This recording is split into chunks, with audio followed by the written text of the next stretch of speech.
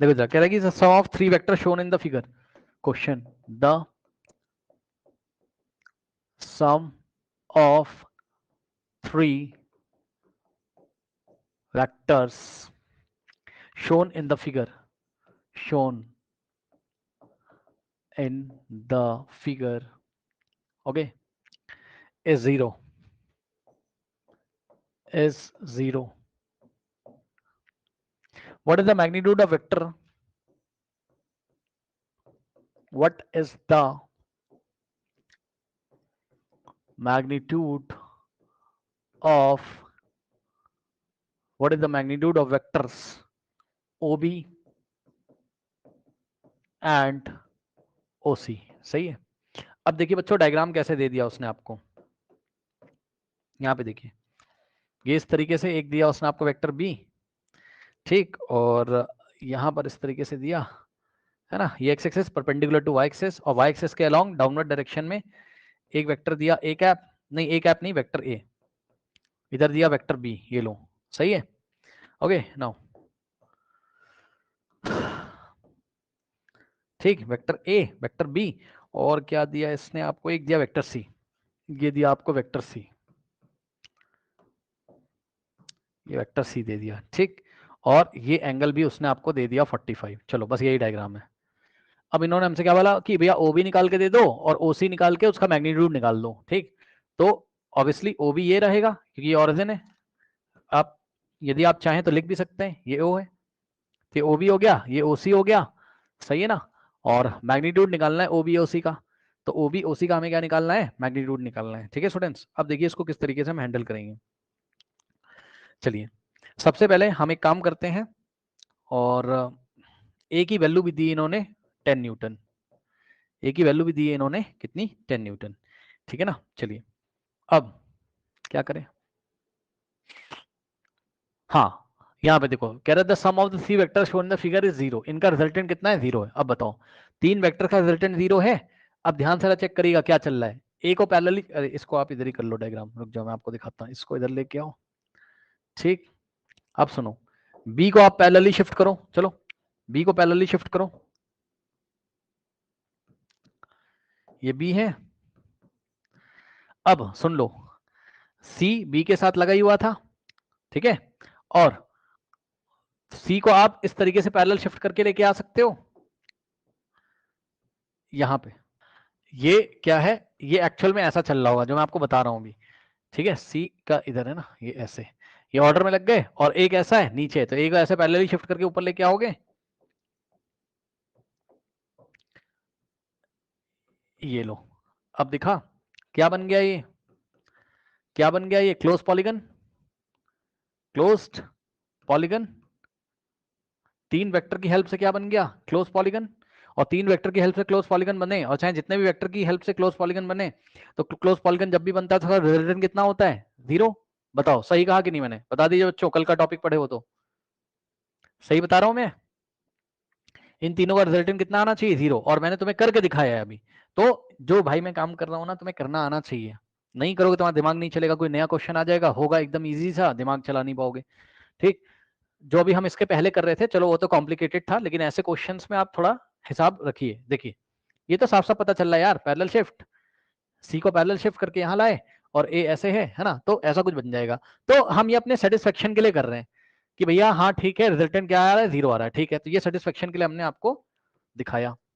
ठीक, इनको उठा के साइड में रख दो,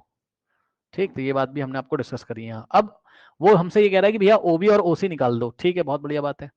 तो इसके लिए हम क्या करेंगे, हम एक काम करते हैं, हम एक काम करते हैं भाई, हम इसके कंपोनेंट निकालते हैं, ध्यान सुनो, कंपोनेंट निकालो सर, इसके एक्स कंपोनेंट, मतलब इसको इसके कंपोनेंट के फॉर्म में लिखो, शायद आपकी कुछ बात बन जाए। देखिएगा जरा ध्यान से, देखिएगा ध्यान से, सबसे पहले बारी है वेक्टर बी की, वेक्टर बी को लिखो, तो सर कैसे लिखोगे, कैसे लिखोगे सर, वेक्टर बी किधर है बताइए, एक्स एक्सिस के अलॉन्ग, और मान लो वेक्टर बी का मैग्नीट्यूड है बी, तो बी लिखा,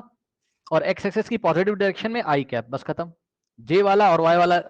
समझ रहा, बी का जे वाला भी नहीं होगा, के वाला भी नहीं होगा, 2D में चल रहा है, के वाला तो हो ही नहीं सकता है, नहीं समझे भैया, बी का मैग्नीट्यूड बी मान लो, तो बी वेक्टर को कैसे दिखाओगे, आई जे के फॉर्म में, वेक्टर फॉर्म में, बी आई कैप। अब बारी है किसकी, सी की। सी को चलो सबसे लास्ट में करेंगे, ए को देखो पहले, ए बहुत आसान है। ए किधर आ रहा है, डाउनवर्ड डायरेक्शन में एग्जैक्टली। तो नेगेटिव वाई एक्सिस में मैग्नीट्यूड कितना दिया है 10, तो -10 जे कैप हो जाएगा। ठीक, अब बारी है सी की। सी को रिजॉल्व करना पड़ेगा आपको, सी को रिजॉल्व करना पड़ेगा स्टूडेंट्स। येलो कलर से रिजॉल्व कर रहा हूं, ध्यान देंगे बच्चे। ये देखिए ये इधर है, तो इधर इसका एंगल है सी का, तो इधर ये वेक्टर लगा दो यार इस पे, है ना, इसका मैग्नीट्यूड सी है। ये इधर क्या आएगा, इस डायरेक्शन में क्या आएगा बताओ, सी cos 45, सही है, एक्स के लॉन्ग, ये 45 है ना एंगल। और इधर क्या आएगा इसका,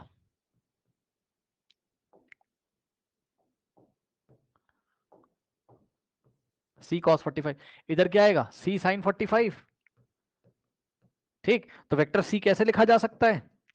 एक्स के लॉन्ग, अच्छा वैल्यू भी निकाल लो इसकी, कितना हो जाएगा सी,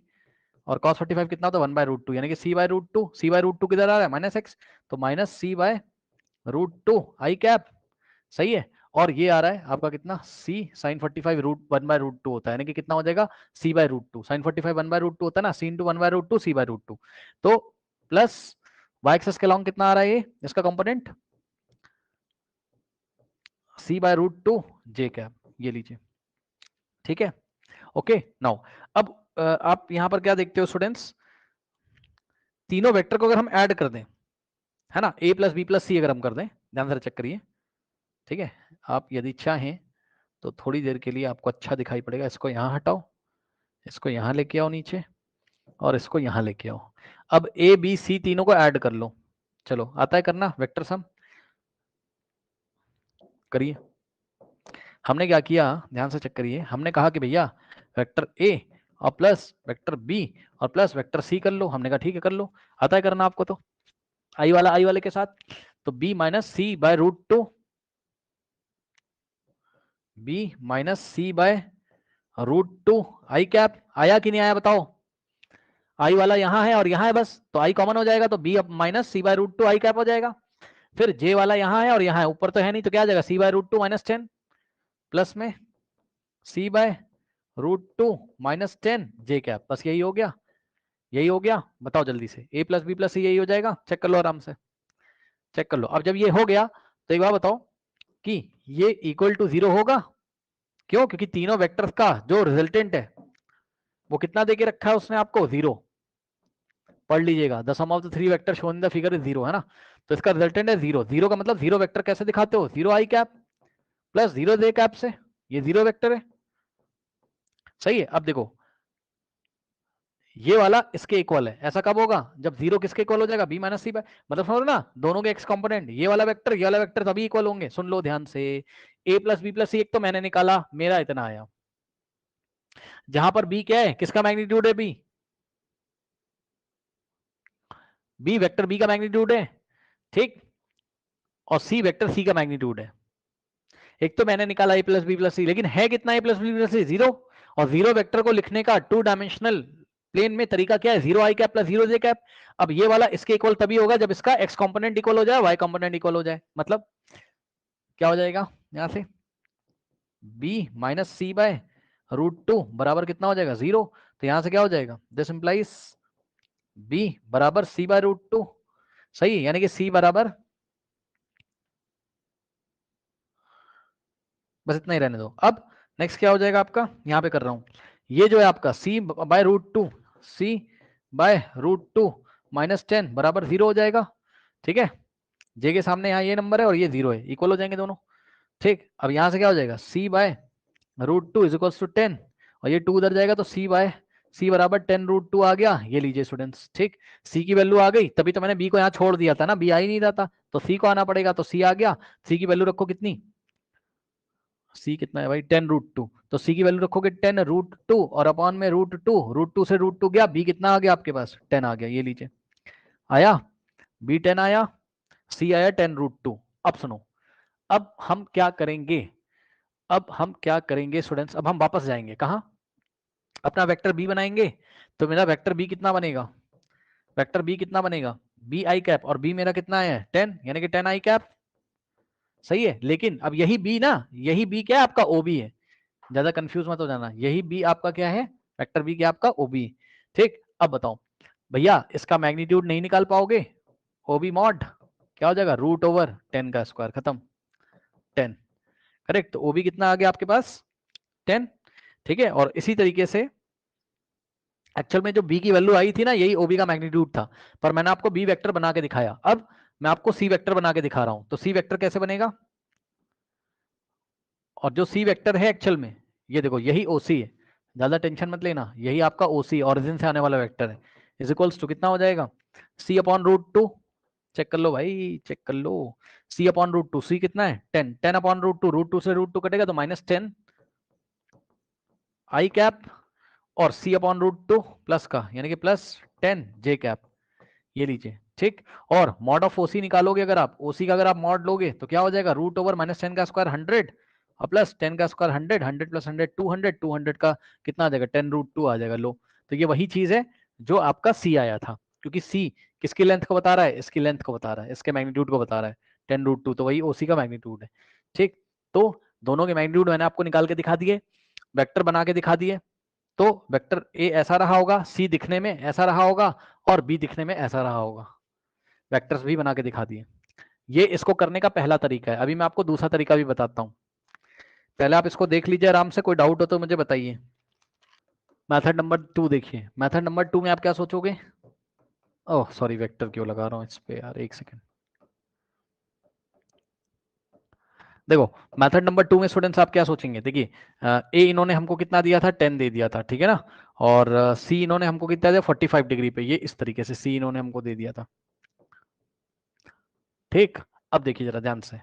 आराम से, बिल्कुल आराम से सॉल्यूशन देखो, बी सही है। अब आपको क्या नाम है, इन्होंने कोई वैल्यू तो दी नहीं सी की, बस ए की इन्होंने वैल्यू दी, ठीक है ना। अब ध्यान से चेक करिए, ये 45 दिया तो ये एकदम बीचों बीच से जा रहा है, ये देखिए एकदम बीचों बीच से ये जा रहा है, ठीक है ना। अब सुनो ध्यान से, अब आप सोचो ना कि भाई उन्होंने बोला रिजल्टेंट कितना है 0 है, तो इन सब वेक्टर का रिजल्टेंट 0 लाने के लिए, ये वेक्टर ए है, ये वेक्टर बी है और वेक्टर सी, इन तीनों का रिजल्टेंट 0 लाने के लिए खुद से दिमाग लगाओ, क्या कहानी चलेगी। जरूर ए और बी का कोई रिजल्टेंट होगा, सुन लीजिए ध्यान से, ए और बी का कोई रिजल्टेंट होगा, वो ऐसा आएगा कि वो सी को कैंसिल कर देगा। क्या मैंने सही बोला, पहले ए और बी का कुछ रिजल्टेंट होगा, खुद सोचो, पहले ए और बी का कुछ रिजल्टेंट होगा, ये लीजिए, और बी का कुछ रिजल्टेंट होगा, यस सर होगा, सर ये 90 है पक्का, yes sir according to the figure ये 90 सर पक्का। ठीक, अब ये जो रिजल्टेंट होगा, ध्यान चेक करो, ये जो रिजल्टेंट होगा वो पक्का कैंसिल करेगा किसको, इसको, तभी तो रिजल्टेंट 0 आएगा, इन दोनों का रिजल्टेंट ये और ये इसको कैंसिल करेगा, नेट रिजल्टेंट 0 आएगा, यस सर। अब इस आर को कितना होना पड़ेगा, ये आप ध्यान से जरा सोचिए। ठीक, तो इस आर को कितना होना पड़ेगा, ये हम सोचने के लिए थोड़ा सा तरीके से सोचते हैं, तो ध्यान से जरा चेक करो। अभी अभी आपने सी शायद बनाया था, है ना, लेकिन सी बनाने की जरूरत नहीं है, छोड़ो, आप ऐसे ही सोचो। आप क्या सोचोगे, आप ये सोचोगे कि ए और बी के बारे में कोई इन्फॉर्मेशन दी हुई है, ए और बी के बारे में कोई इन्फॉर्मेशन दी, बस ए दिया हुआ है ना आपको, ठीक है कोई बात नहीं, ठीक है। कोई पुरानी इन्फॉर्मेशन याद आ रही है क्या, कोई पुरानी इन्फॉर्मेशन याद आ रही है क्या, चेक करिए, ये 10 है, ये 10 है, सी बीचों बीच से जा रहा है तो आर को भी बीचों बीच से जाना पड़ेगा, सोचो बीचों बीच का मतलब इधर से 45 इधर से 45, और ये हो गया 90, ठीक है। तो ऐसी कंडीशन में क्या होगी, अगर ये बीचों बीच से जा रहा है और ये एंगल 90 पक्का ये वाला इसके इक्वल होगा, सोचो कौन सी कंडीशन हो जाएगी, आर बराबर p√2 वाली, p कितना है 10 और p कितना है 10, 90 पे आंसर क्या आता था p√2, याद है। तो r बराबर कितना आ जाएगा 10√2, तो c को कितना होना पड़ेगा 10√2, क्यों, क्योंकि ये इसके इक्वल होगा। ऐसा एनालिसिस करके आपको b भी निकाल सकते हो आप डायरेक्टली, और आप सी भी निकाल सकते हैं, यानी कि ओबी कितना आ गया 10 और ओसी कितना आ गया 10√2। कुछ फील किया, बिना सॉल्व किए सॉल्व कर दिया, पुराने वाले नॉलेज से, बिना सॉल्व किए सॉल्व कर दिया। कुछ समझ में आया क्या किया है, बताइए क्या तरीका अपनाया,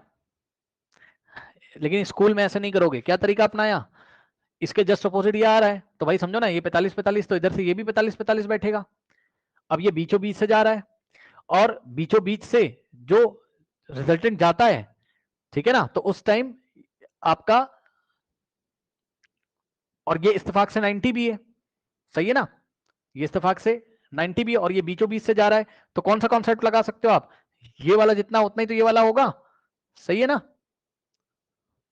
तो ये अगर पी है, ये अगर पी है तो क्या हो जाएगा, p√2 आंसर आएगा, रिजल्टेंट p√2 आएगा, और ये इसको कैंसिल कर रहा है तो ये कितना आ जाएगा 10√2।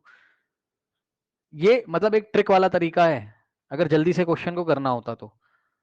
ठीक है। और नहीं करना है तो मैंने आपको पूरा प्रोसेस बता दिया, क्योंकि हमेशा ट्रिक काम भी नहीं आती, ये भी मैं आपको बता दूं। आप प्रोसेस से जाओगे, अभी मैं बहुत सारे क्वेश्चन ऐसे कराऊंगा, टेंशन मत लो, अगर आप पूरे प्रोसेस से जाओगे कभी गलत नहीं होगा, ठीक। सेकंड मेथड समझ आ गया, ठीक है, समझ आ गया, ठीक है, अच्छी बात है। लेकिन भैया सुन लो, मतलब रिस्क नहीं लेना चाहिए मेरे ख्याल से ना, वो तो ऐसा ही आ गया बस एनालिसिस करके वेक्टर की, जो हमने पीछे पढ़ाई करी थी। ये तो एकदम बेस्ट तरीका होता है कंपोनेंट में ब्रेक करके, अभी बहुत सारे आएंगे ऐसे तो आप एक्सपर्ट हो जाओगे इसमें।